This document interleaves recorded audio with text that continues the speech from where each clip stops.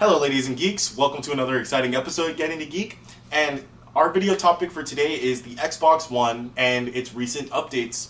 Now, if anybody's been paying attention to the Xbox One and basically the three main issues for why people are so upset with Microsoft and why basically they're not looking forward to buying the new Xbox system and will most likely get the PlayStation 4, you will already understand.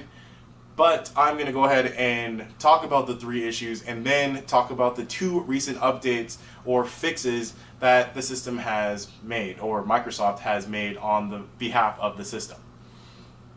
Alright, so the three main issues. One, the Xbox Kinect. Now, this is a cool addition to the system, but they've added a couple of features that, well, at least a handful of people that I know have been griping about, and I have a problem with as well. The camera itself will be recording you video and audio in order for marketing purposes, but the problem is it's a complete and utter invasion of privacy. Basically saying that whether you have the Xbox in the living room or you have it in your room, it's going to be recording you, and you basically don't know when or how it's recording or using that information. Now, I know that there's an article that says you can turn this function off, but it already puts a seed of doubt in my mind on whether or not this is a system I should seriously considering putting my money into, especially when the PlayStation itself allows us to go ahead, or at least doesn't have that feature already built in. Number two, video games, you cannot take the games once you've purchased them and sell them or trade them to other people. This is the most basic of all games.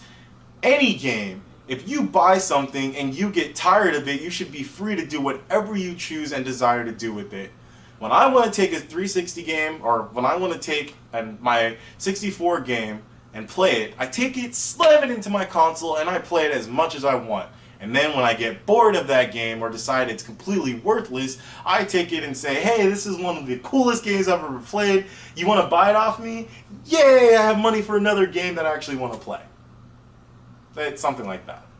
Anyway, number three, online check-ins. This is to authenticate the game, I guess, that you're playing, or the console. I don't know which one, but basically authentication by logging in.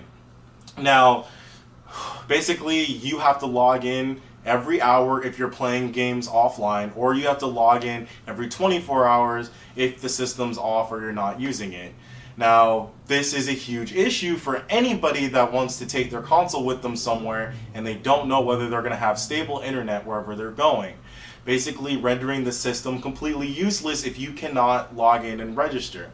So I wonder, what does that mean if you're in the middle of a game and you can't register or you can't authenticate? It's just a huge issue. There's a bunch of problems that I'm probably not even thinking of that could come up because you can't connect to the internet for whatever the reason may be. Alright, so now to talk about the two things that they've changed or fixed about the Xbox One system. Number one, you can now trade and sell your used games as you see fit without a third party. You no longer have to basically have the game removed from your account, but you can take your games and sell and trade them as much as you want.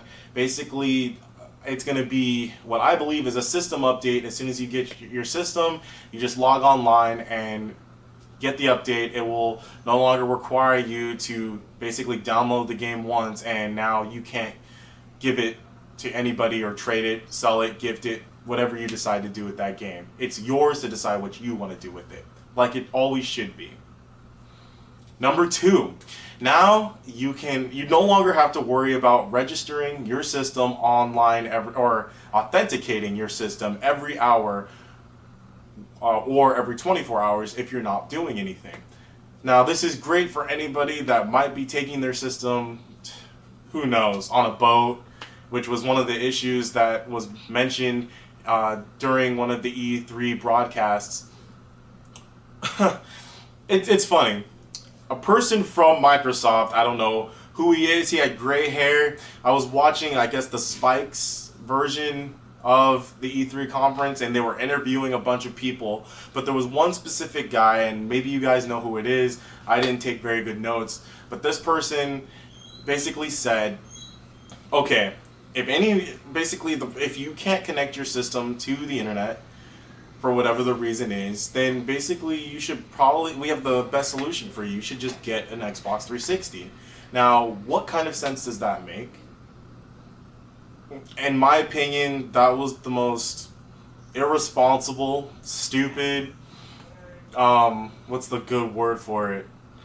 Disrespectful, demeaning statement he could have made to any gamer that was even close to considering getting the Xbox One after all of the trash that Microsoft basically threw at us and said, just take it and deal with it. How are you gonna? This man says he's very interested in getting the well, basically this is the issue that they put in front of him, and this was his response. He said basically there was a person that sent him a mail, an email or something like that, and said that he is, I believe, a soldier or something, and he's on a boat, and he doesn't always have an internet connection, but he would like to be able to use his system, but he wouldn't be able to go on every hour and authenticate. But he said, we have a great solution for you already, just get the Xbox 360.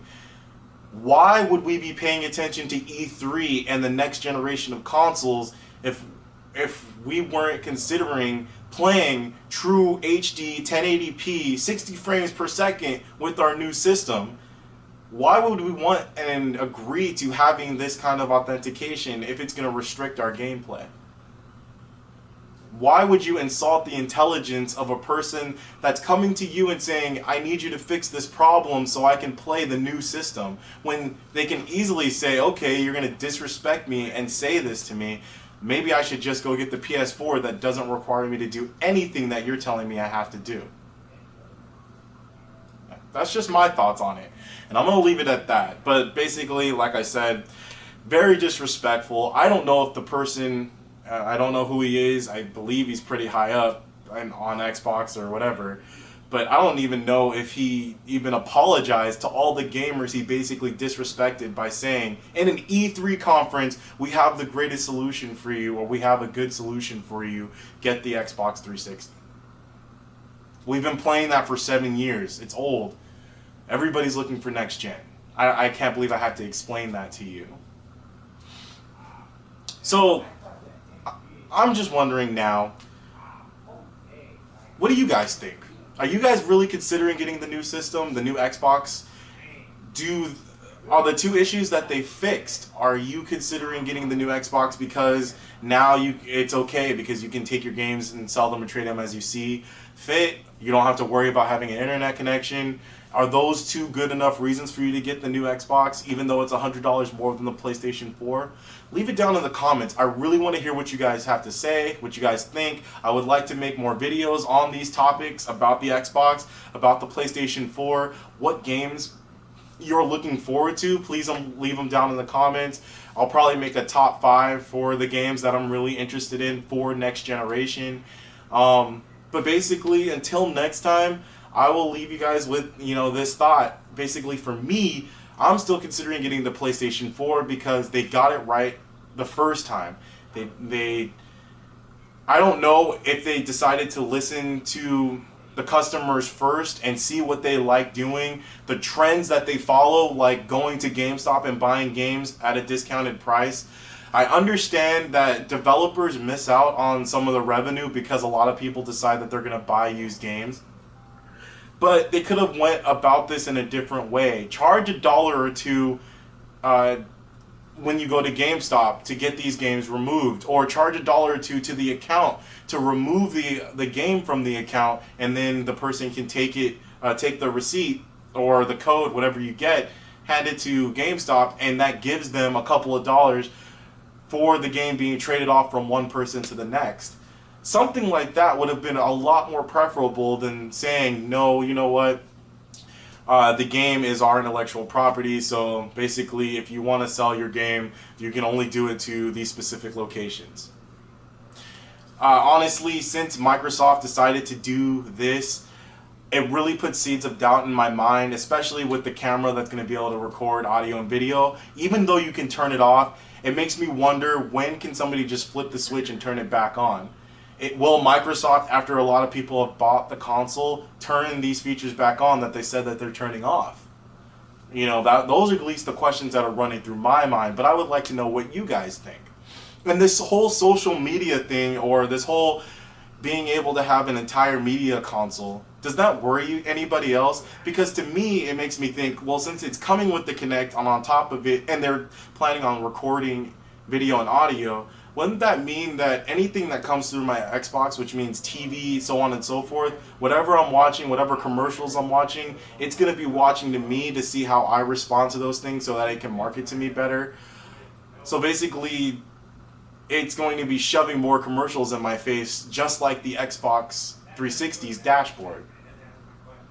So yeah, go ahead, if you guys have any comments or anything like that, leave it down in the comment section.